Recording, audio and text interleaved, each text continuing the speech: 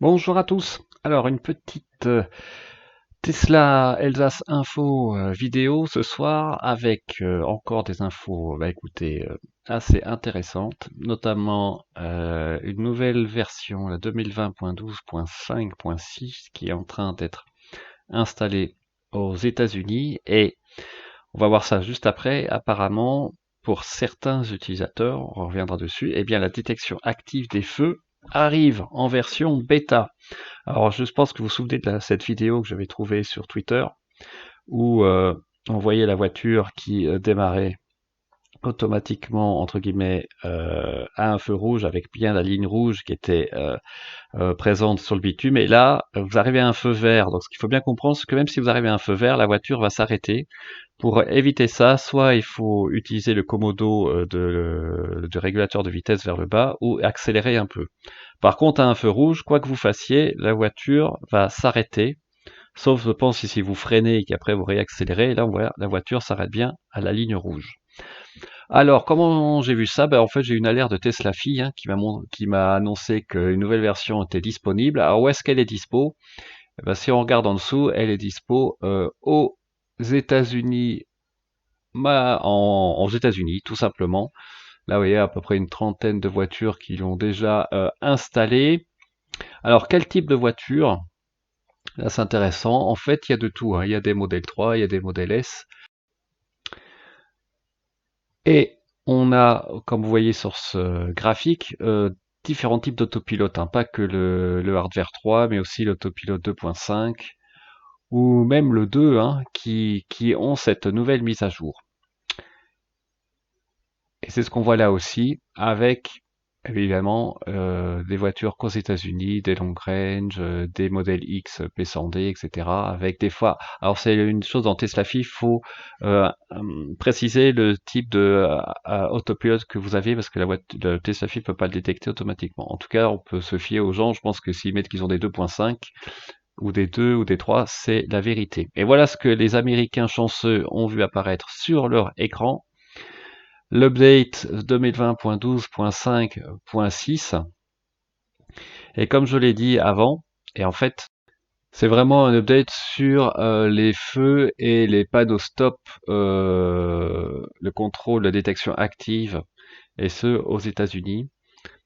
Et ça ne marche pas au niveau des intersections où il n'y a pas de stop. Ça, c'est bon à savoir. Il faut vraiment qu'il y ait un stop aux États-Unis, ou comme j'ai déjà montré dans ma dernière vidéo, chez nous, c'est une intersection, il y a la ligne qui se met en visualisation, mais a priori ça marche pas dans ce cadre précis. Alors pour l'instant, cette version a priori elle est dédiée qu'aux bêta-testeurs, entre guillemets, ceux qui font partie du programme EAP, là, je crois que c'est le Early Advance Programme, et qui donc sont les premiers à tester cette version bêta, ce qui est un peu surprenant parce qu'en théorie, ils n'ont pas droit à s'enregistrer sur des programmes tiers comme TeslaFi.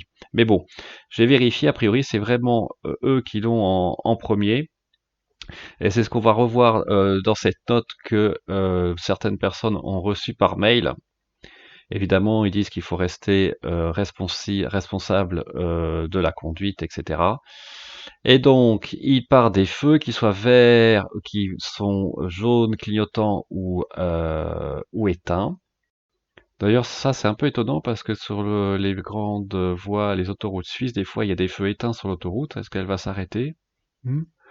Je ne pense pas. Et donc, ça ne marchera pas pour les intersections, comme je l'ai dit. Dans les routes ou les tournants très prononcés, ça ne marchera pas non plus. Ça n'améliore pas l'autopilote. Et il faut l'activer, vous le verrez après, dans le menu de la voiture. Et il faut avoir une version de Maps aux États-Unis spécifique. Et important, ça marche que ce soit en régulateur de vitesse ou en autopilote.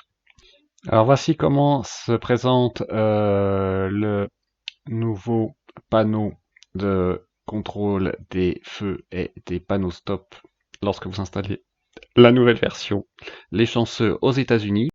Et dans le menu autopilote, après vous avez le Traffic Light and Stop Sign Control Beta qui apparaît en plus de Full Self Driving Visualisation prévue. Donc ça c'était la prévisualisation des panneaux stop et des feux qui étaient déjà disponibles maintenant depuis la 2020.8.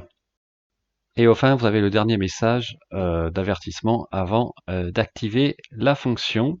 Par contre, il y a une mauvaise nouvelle pour ceux qui ont le hardware 2.5. Ils ont bien, vous savez, la détection des cônes, ou plutôt la visualisation des cônes depuis la nouvelle mise à jour, mais a priori, ça ne fonctionnerait pas pour les feux.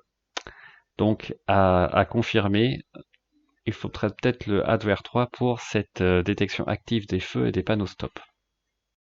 Une autre petite info que je vais vous montrer, c'est que maintenant, dans l'application Tesla, vous avez enfin la date d'expiration de vos kilomètres que vous gagnez lorsque vous avez des parrainages.